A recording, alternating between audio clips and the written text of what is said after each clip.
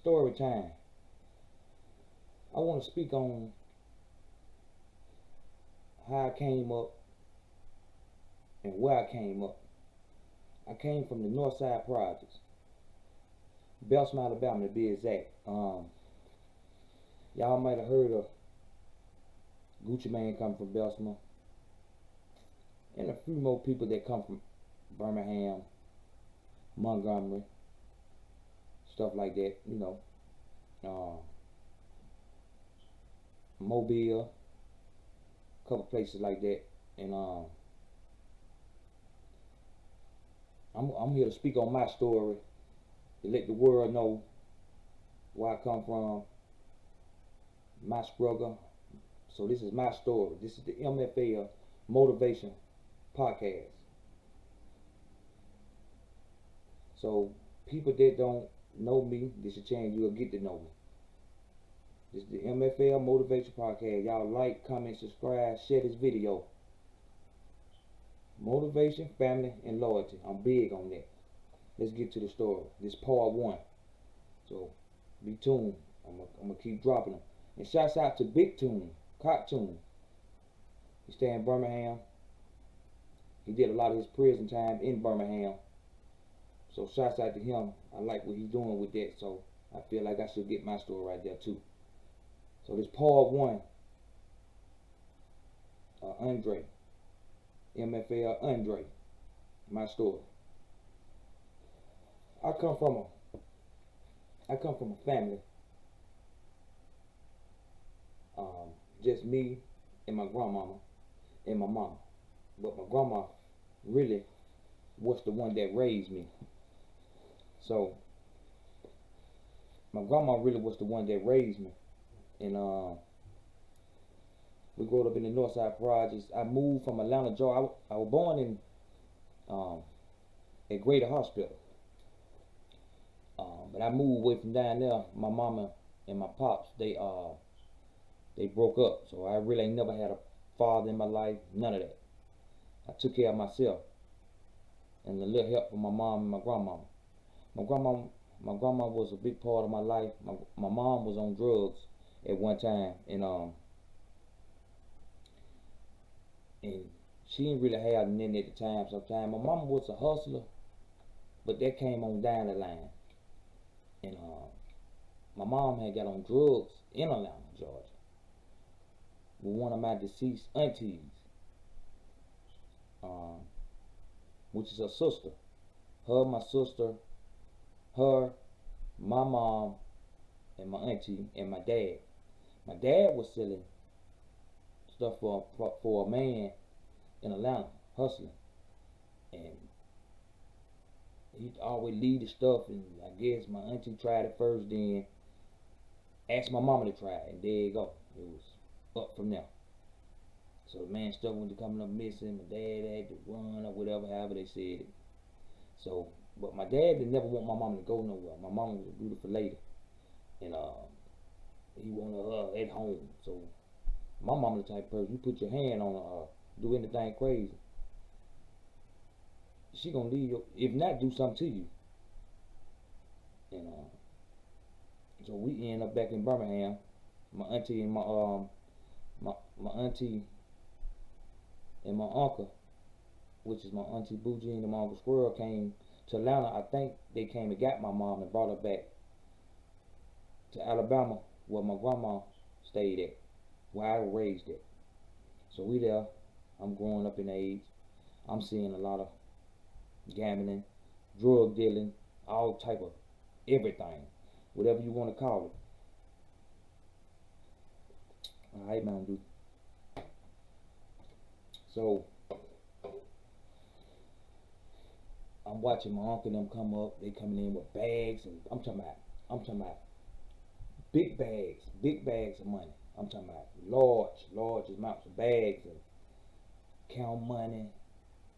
And at the same time, me and my grandma, they make sure my grandma straight, getting a little something here and there, Then they went to shooting dice. So now I'm like 5 or 6, 7. I'm seeing what they doing and how they doing. They wearing their little jewelry, They wearing their little jewelry, hair bones, rings, and you know, stuff in that nature, all that. So I'm sitting around watching them. So they didn't start a big dice game in my bedroom in the project in the hood, Sunset Home Project, Belsom, Alabama. They shooting dice. There's about 7, 8 guys in the back there. So as they shooting, my uncle cutting the dice. So he might hand me $200. Huh? Go get it to grandma. Go get it to my mom. But they give me like maybe 10 20s. I'm gonna take me 40 60 out of it, my 3 20s out of it. I'm young. I'm 7 years old. I'm stuffing. So give him to my grandma. Give him to my grandma. But they ain't remind you. They ain't got me every day. They came there to cook the dope sometime and gamble. You know what I'm saying? And get shit together, get ready for to go make their move. They might be gone for 2 3 weeks.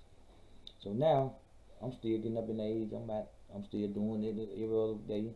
But you know, at a point of time,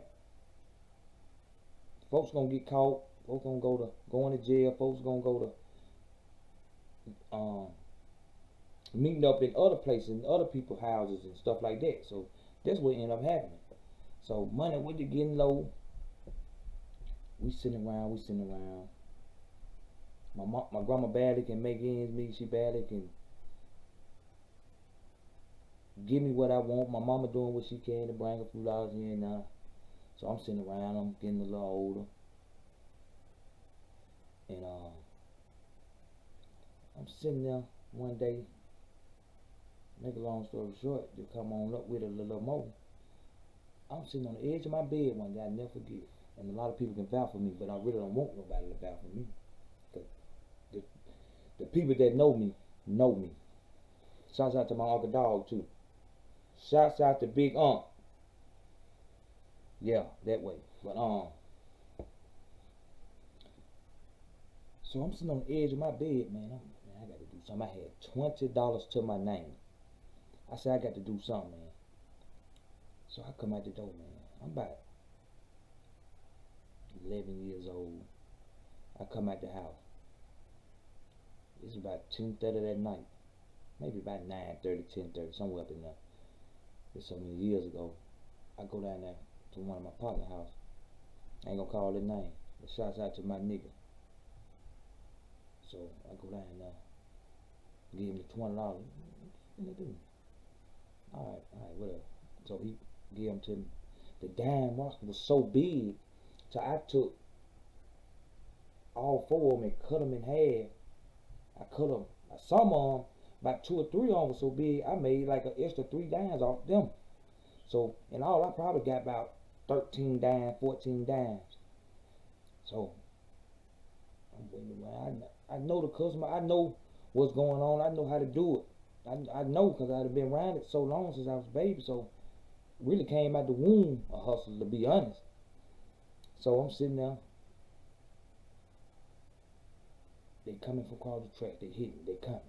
Here you go. Bam! I done sold it so fast. They coming so fast. So I done got to the point I went to sitting on top of the tracks. So when they get ready to come up the track, cause they on the back side of the north side projects. They in the houses part, so you got to go across the tracks to get to the house. So they come across the tracks. I'm serving them before they come. So I had a beeper. I had a little blue beeper. So once I served one, they just hit me. They'll beat me, let me know, and put 1-1 at the end, something like that. So I know what they want or whatever. However I did. So I sold it so quick, so I go back to him. I said, look, send me 8 ball, man. Damn. All right. Try it on. My little spot. Cut it up. Stack them up. Bam, I'm back at it. But before the next morning, I'm back at it. I knocked at this one again. Get up. Get the project one. My pop. Project jumping so hard. What you want over there, we got it. So I get over there, get it, set it over there, bam. I get a half an ounce of dope. Now, damn, what you doing? I done sold it so quick. I'm gonna have, to be honest, I really came up overnight off selling crack. Then I watched my uncle them so long, I really knew how to cook it then. I watched everything they did, how they did it, and how they mixed it, how they timed it, and made it dry, come up out of it with it all. I had mastered it, but I had started cooking it at the time. So one time I couldn't get no dope. I had to start buying the salt. And then by myself, I learned how to cook it out of light bulb. Man, I learned how to cook it in a spoon, whatever, however I can make the crack right then. I used to keep half of a soccer bag. Now I'm at a half ounce. I might leave an 8 ball of salt. So I'm coming up and bought my first car from my grandmama brother, Uncle Billy. Rest in peace to my uncle. I'm like 12 years old. Bought my first car with it. We had the sunroof in it, shift in the floor, black on black. Clean leather seats, bucket seats in there, shift in the floor. I had that. Young nigga, getting it. I was getting it. Yeah, buying herringbone. And my uncle was coming back seeing me like, man, damn. He knew what I was doing. My brother did too, but they didn't know. I always hid, like, didn't let a lot of folks know what I was doing. I always was that type of nigga. I don't need you in my business. I'm a hustler. I'm getting it. I ain't need no bunch of niggas around. I know how to move by myself. I know how to handle myself. I knew it. But man, running in the project, man, I done seen it all, man. We done been through a lot, man. And y'all, man, y'all won't believe what happened next. So what happened was, you gotta wait on part 2. I'll be back. This is the M.F.L. Motivation Podcast. Tune in. Shouts out to Big Tune, Cartoon out of Birmingham. I seen you. You remember I had wrote your comment on your live one day. I seen you and your wife at the post office. So if Big Tune see the video, y'all share this video with Big Tune. A good dude, man. I fuck with his content, man. I love you. Watch all the time, man. So if you see this the M.F.L. Motivation Podcast. My name is Big Dre. Holler at me, man. You see this. Shouts out to you too, man. Shouts out to Steady Nash. Shout out to Big Ant. Shout out to AK. Shout out to Hassan Camel. Shouts out to all the bloggers, man. No hate in my blood, man. M.F.L. coming up from here. Part 2 on the way, though. I'll be on the lookout. I'm out of here. M.F.L. Motivation Podcast. Like, comment, subscribe. Keep supporting the channel. We out of here. M.F.L.